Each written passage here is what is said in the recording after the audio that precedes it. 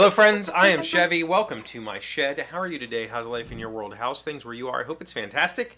Everything here is great. I had to go to work today. Like to the office. I had to drive to my workplace, which is a significant distance away. And takes quite a while. Coming back for sure is it's a nightmare coming back. Getting to work, not so bad, but mostly because I go really early.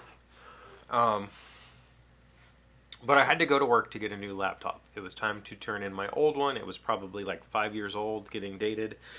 We got new equipment. I had to go pick it up, get it set up, turn in the new one, all that sort of stuff. So I dropped my kid off at school and then just went straight there. And like I said, going there, that's like a half hour. Coming home, 45 minutes to an hour. It takes quite a while to get through town. It's worse when college is in. So my office is in Morgantown, and that's where WVU is. And our offices are really close to like WVU Medicine, like basically the busiest part of town when college is in. So getting out of there sometimes is a disaster. But today wasn't too bad just because of the kids. But anyway, didn't miss it at all, you know? I have begun to notice that there is some part of me that has changed because of working from home. And that part of me is the part that is inherently comfortable in social situations. I've always been an introvert. I would much rather be at home than anywhere else on this planet.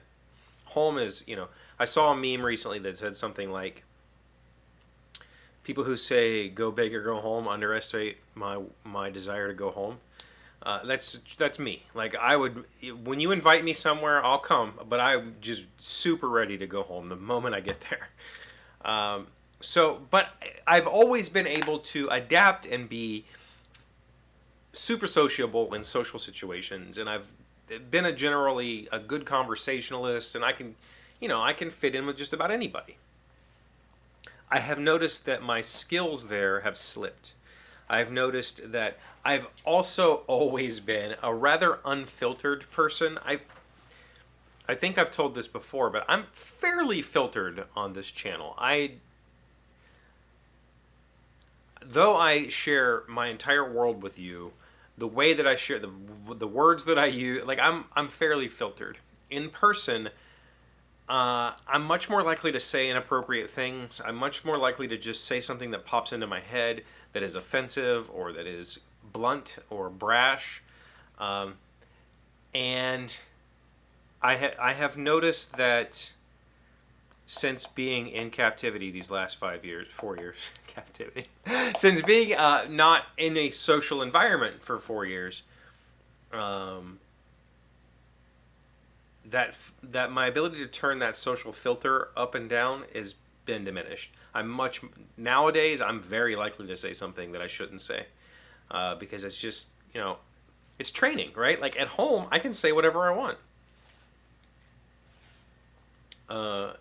So I have noticed that. But anyway, the drive was fine. The office is fine. Our offices are okay. Like they're a government building that was built in the 70s as a temporary data warehouse. Like it was a data center, complete with raised floor that rattles when you walk on it and everything. And it's in like a trailer. I'm not kidding when I tell you it's like one of those corrugated steel buildings that was built in the 70s as a temporary solution until we could find a permanent place. We're still there. So it's old, it's dated. When you walk in, it's like stepping into the 90s. It's a very dated place. But it's fine. Like, whatever. There was a bunch of people in the office, so I got to say hi to people I haven't seen in like a year or so. I don't remember when the last time was I was there. Got my laptop, turned in the old one, did all that stuff. It was fine. Went and had lunch with a coworker, which is something I haven't done, in a long, long time. And that felt okay. But overall, it was like, yeah, I don't think I could do this ever again. I don't think I could be an office person. I think that if it came down to it and I had to be an office person, I would, enter back into the trades. I would try to find a trade that I could do, something where I don't have to be confined in a cage. Like that's what it feels like, right? When you're in an office situation like that. I would much rather work for myself and figure out a way to make my bills than to go back to that. So it was, it was fine. I only stayed a half day. I needed to get my kid to a parade today. There's a special. It's called the Three Rivers Festival. Now, when I was a kid, it was called the Coal Festival. It was all about coal, and it was like sponsored by the coal companies, and they had coal displays and stuff. But it's now called the Three Rivers Festival because where I sit, Fairmont sits on the confluence of three rivers. So we have the Three Rivers Festival that starts tonight, or it started last night maybe. I think it officially starts tonight, but they had a concert last night.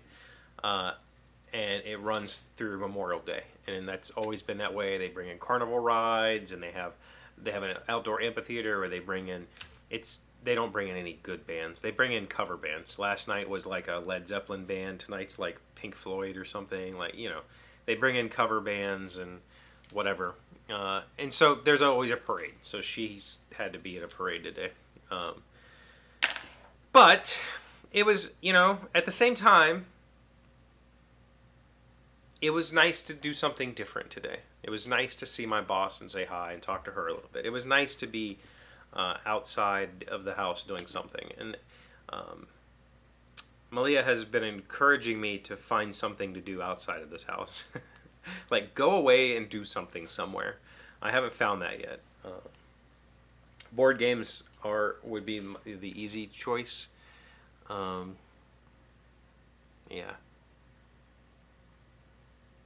Do you go places and do things? What do you do? Like, where do you go? Like, do you have a regular on Wednesdays? I go to this or on whatever.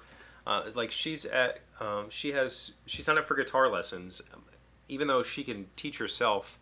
She knew that can only teach herself so far, and that a proper teacher can teach her better. But also just to have a thing, like every Wednesday she goes to guitar lessons. Do you have something like that? Something that you do on the regular? I used to have poker night in my house. Every Tuesday was poker night, which again was at my house. But it was nice. It was like a thing. It was like a landmark every Tuesday. I knew there was going to be a bunch of people show up at my house and play poker, and I kind of miss having that. And with my kid being in all the activities she's in, it's hard. But she'll be 16 next year, and so I can commit to saying I'll do this every week or whatever, because I don't have to worry about whether she has something to do and I have to drive her here or there or whatever. Let me know. Do you got anything going on the regular? Thank you for being here as always. Thank you for liking, commenting, subscribing, being amazing friends and wonderful people. I really appreciate you. And I'll see you again tomorrow.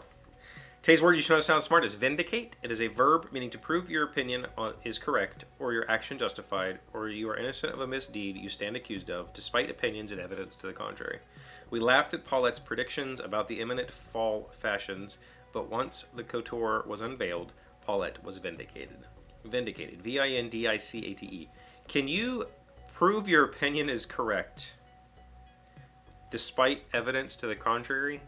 The evidence would imply facts.